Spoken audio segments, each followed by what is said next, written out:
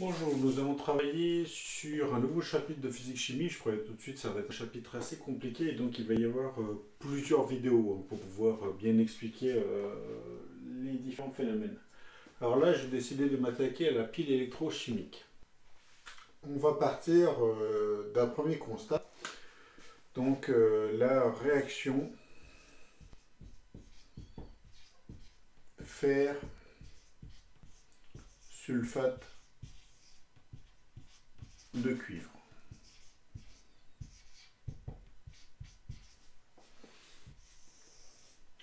Alors, sulfate de cuivre, c'est le nom de ce liquide, vous savez, qui est un peu bleu clair, hein, dans lequel on peut mettre une barre de fer. Donc, en fait, on va faire comme ceci. Vous avez un bécher avec ce produit. Donc, sulfate de cuivre.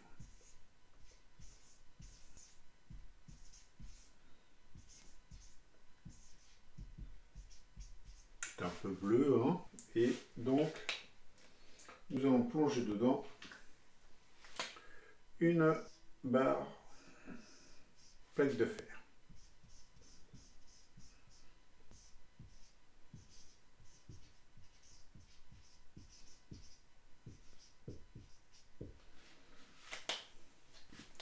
Donc ce produit a plutôt tendance à être un peu bleu clair. Et si je laisse agir, au bout d'un certain temps, on va dire 2-3 jours, hein, ça dépend de la concentration de sulfate de cuivre que l'on a, mais si on laisse au bout de 2-3 jours, on va plutôt avoir quelque chose qui va ressembler à ceci. C'est-à-dire que notre liquide est toujours là, mais il n'est plus bleu, il est transparent. Notre barre de fer sur la partie qui était au-dessus du liquide est complète. Par contre, elle est fortement réduite dans la partie qui est immergée dans l'eau. Et on a une couleur rouge-orangé qui s'est déposée tout autour.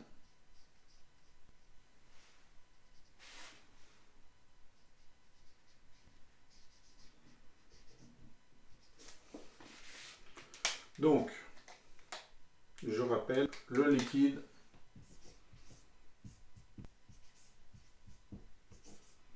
devient transparent.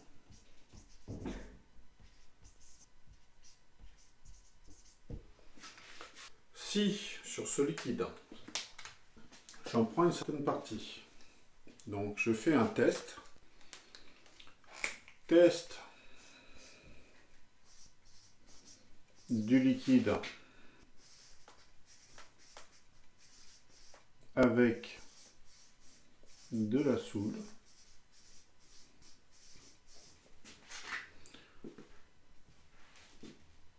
Je prends une pipette, j'ai mon liquide, je rajoute dedans,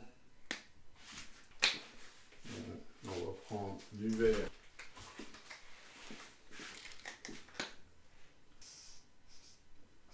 soude, j'obtiens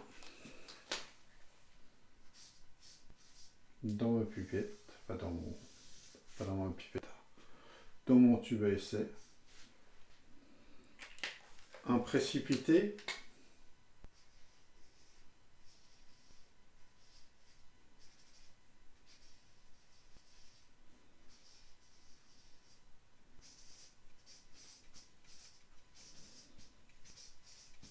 vert.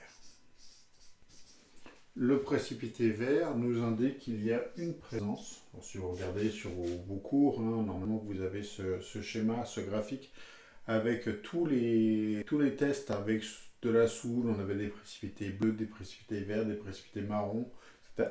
Le précipité vert nous indique qu'il y a une présence de Fe2+. Donc concrètement, qu'est-ce qu'il s'est passé? Si on regarde très très bien, au fond de mon verre, en très petite quantité, j'ai un dépôt.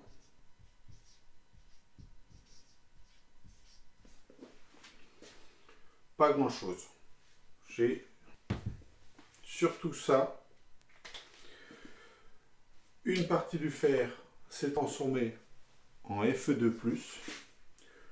La partie bleutée qui est là, c'était du cuivre, sulfate de cuivre, et lui, il s'est transformé en cuivre et il est venu se déposer. Donc, en fait, on va écrire l'équation de tout ça.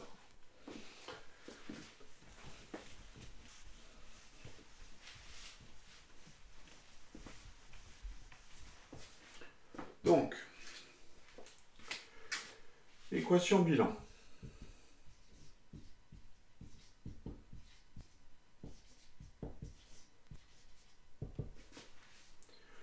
On a constaté que au début, j'avais du fer, plus du sulfate de cuivre, et ce qui m'intéresse surtout dans le sulfate de cuivre, c'est son ion, Cu2+.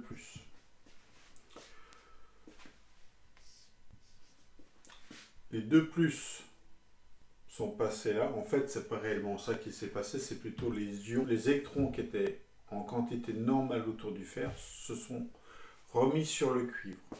En quittant le fer est devenu un ion positif et le cuivre, lui, est redevenu un atome. C'était un ion, c'est devenu un atome. Donc, en fait, un atome plus un ion a donné un ion plus un atome. C'est aussi basique que ça. On a eu déplacement d'électrons du cuivre vers le fer, donc on a eu électricité. Ça, vous avez vu, ce sont les réactifs. On avait déjà vu ça en classe. Cette partie-là, c'est ce qu'on appelle les produits. Et je rajoute une petite indication supplémentaire, plus élévation de la température.